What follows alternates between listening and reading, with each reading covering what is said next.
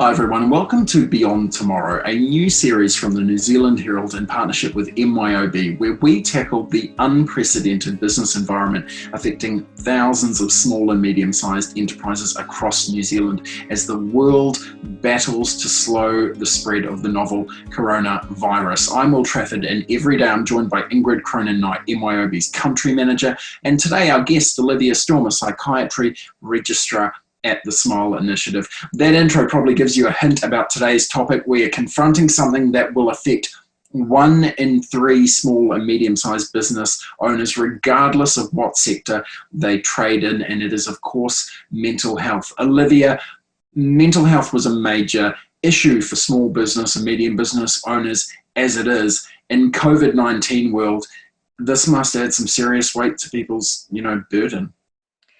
Well, I think, one of the concerns is that, as you said, 1 in 3 small to medium business owners are talking about having some sort of mental distress or having some sort of brush with mental health, which is significantly higher than the 1 in 5 Kiwis that we usually see in the general population. And I think having a business, particularly startups and the small to medium area, you've already got that stress of trying to set up your own business and all the financial burden and uncertainty that comes from that. I think that then having a global pandemic on top of that, and then furthermore having a lockdown in which you can't access your means in lots of situations, I think that's just a real recipe for intense amounts of uncertainty and emotional distress, essentially. And so obviously none of us are surprised that people are feeling like this, but obviously our SME people are in what I would call a vulnerable population at the current stage. Yeah. Ingrid, your business, I guess, is speaking to tons of small business and medium business owners at the moment. Is this one of the big themes that's coming through?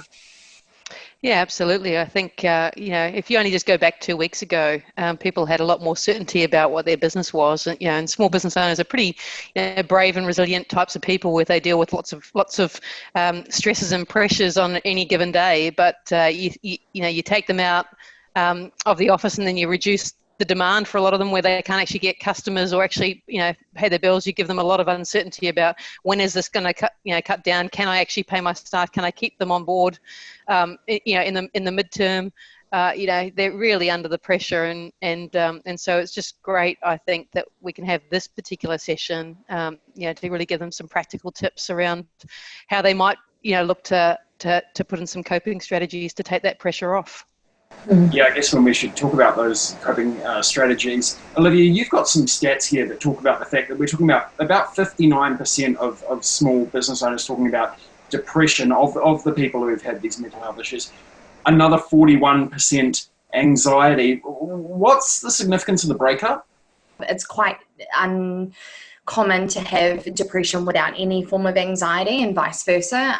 But I think those statistics are profound and concerning in a lot of respects, in that if you're having close to 60% of people experiencing depressive symptoms, 1, we need to be getting help to these people, and 2, we need to be providing as much care as we can in terms of coping strategies to sort of make sure that these people are seeing through the lockdown and are coming out in one piece at the end, even if their business isn't. One of the things I wonder, Olivia, is small and medium-sized business leaders are often quite entrepreneurial people, and they're quite fiercely independent people. That's how they've got to where they've got. How do you identify if you're one of these people, if you're one of the people struggling? I suppose I tell people that nobody knows you better than you.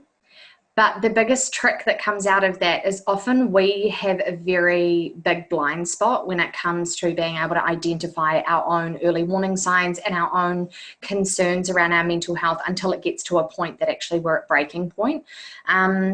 I feel that most of us have a pretty good idea of what we can and can't tolerate, but it's just that there are a couple of signs and symptoms of things that people perhaps don't look for and kind of consider normal until they realize it's actually not.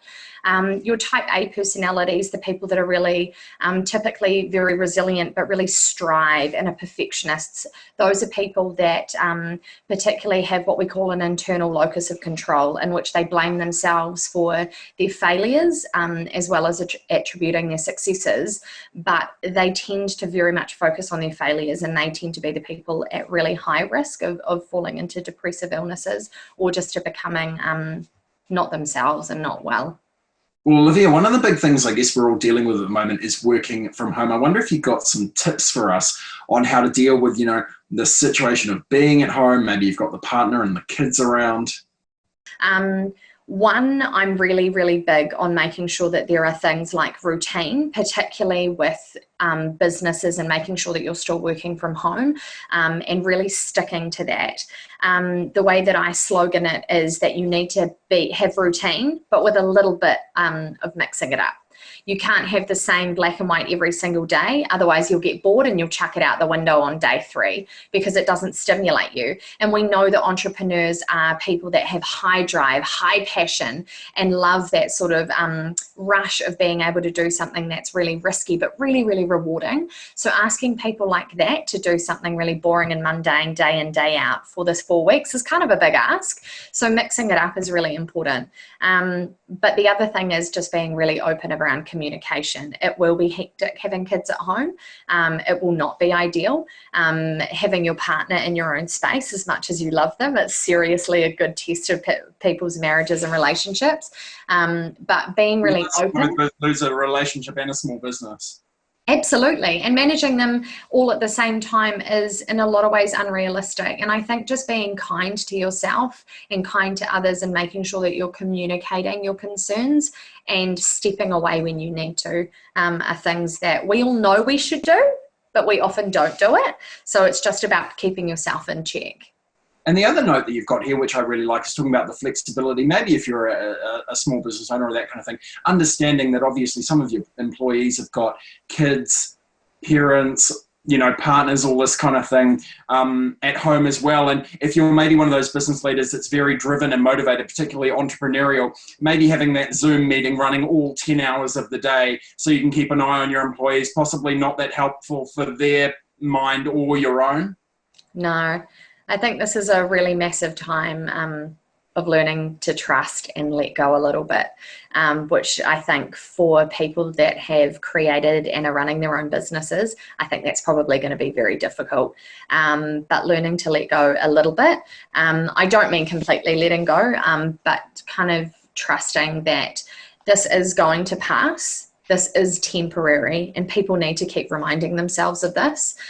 This is going to be a finite period of time that we are in lockdown. Whether or not it's extended or not, it still will be finite, and that things are temporary, and keeping an eye on your employees and keeping yourself accountable to every tiny little mistake that happens during this period. It's just not productive, and it's going to result in you feeling really rubbish, and that's not what we want at all. Can we talk a little bit about personal mental health? How on earth do you deal with this as an individual? Perhaps, like we talked about before, someone maybe not that interested in asking for help and maybe not that interested in recognizing they're really going through something pretty epic. The New Zealand government, in conjunction with All Right, which was the company that did a lot of the post-Christchurch earthquake mental health content, have launched a campaign today called Get Through Together, and they have lots of really, really good tips, as does the Mental Health Foundation. The Smile Initiative, which is us, we have very similar tips and tools in regards to ensuring that you stay connected, and kind of viewing it that we are, there is distance between us, but we're not distant.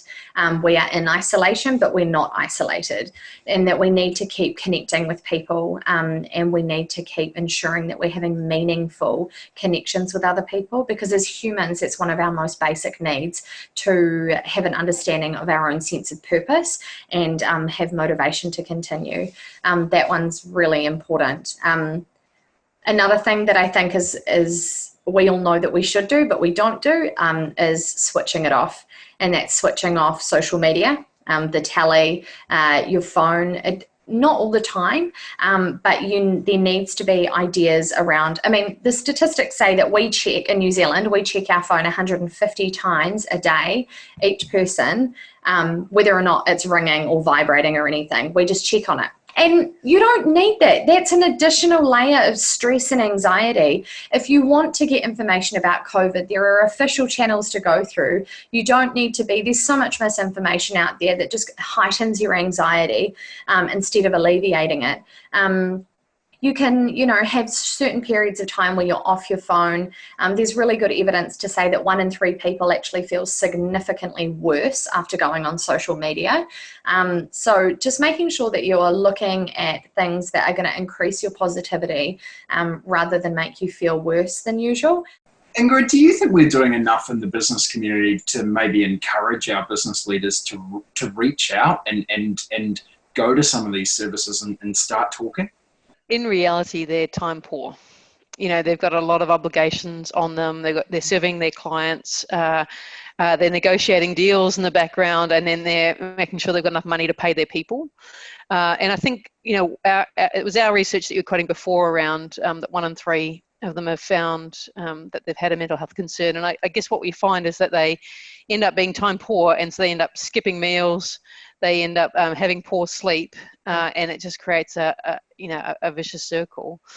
In terms of how do you intervene with that, I think it's around in the moments of need when they can reach out, and then encouraging and having a empathetic ears. They tend to network amongst themselves well, and so I think if they can provide mutual support and recognise those signs, at the same time. We've heard feedback that there's just so many sources of information at the moment, and it's a bit of overwhelm as well. And so you need to, as a business owner, I think, trust your gut. You've raised this business. It's your creativity that's got it to where it is. And so I think, being kind to yourself more than anything in that business, but trusting your gut and reaching out to the people that you do have those networks with.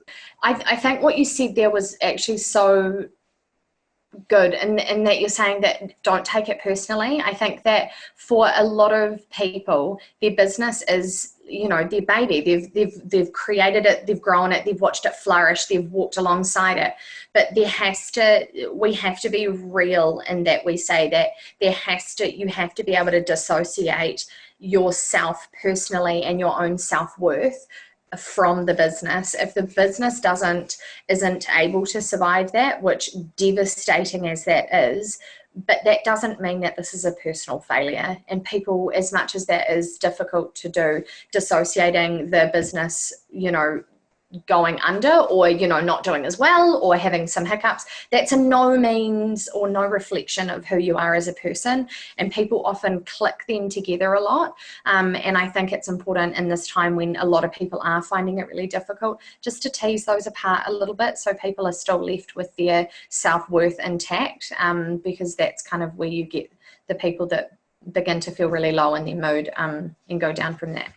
If someone's watching this and they may not actually be the leader themselves, this might be a partner, a husband, a wife, that sort of thing, identifying some mental health issues there perhaps with the business leader, what do you do? How is it best to go to someone who might be fiercely independent and try and help them out?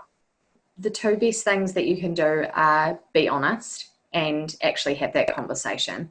And I say them flippantly as if they're easy, but they're not. But you know your loved one better than any of our GPs, people like myself. You having that conversation with them, knowing them better, will be much better, and you'll be able to have better rapport and be able to get more out of them than we will.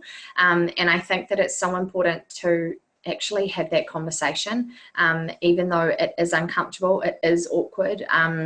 All of us, even if we're trained, still don't like having those conversations with our loved ones, but it's a time where honesty is literally the only policy, not just the best.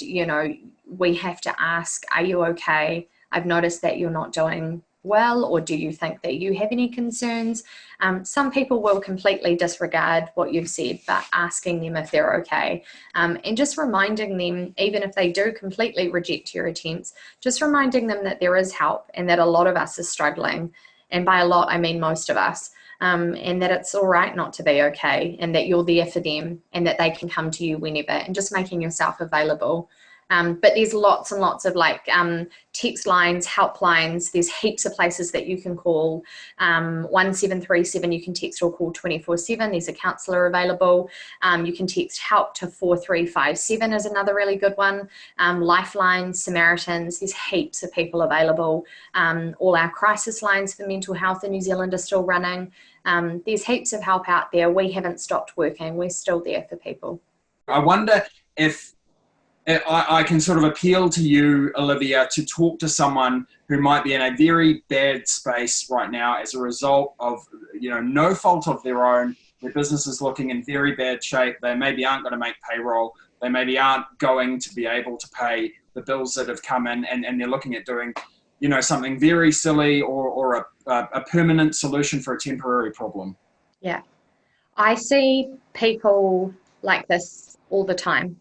And my answer, first and foremost, is it will get better. You're not always going to feel like this. This too shall pass.